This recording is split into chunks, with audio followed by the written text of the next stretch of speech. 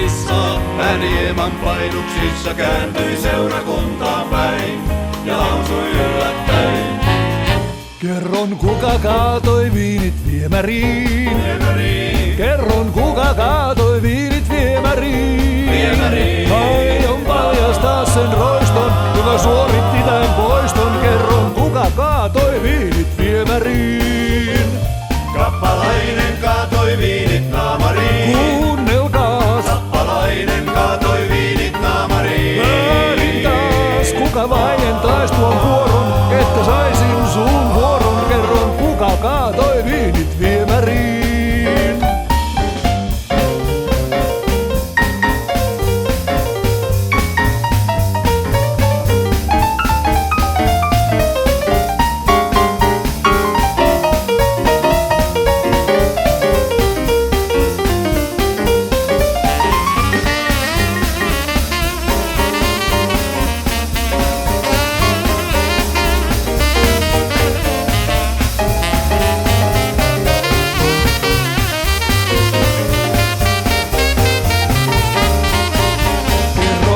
Kaatoi viinit viemäriin. Kerron kuka kaatoi viinit viemäriin.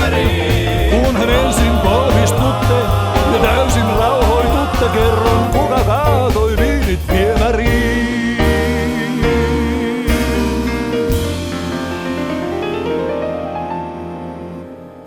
Raamattu lensi läpi hallin, särki kappalaisen pallin.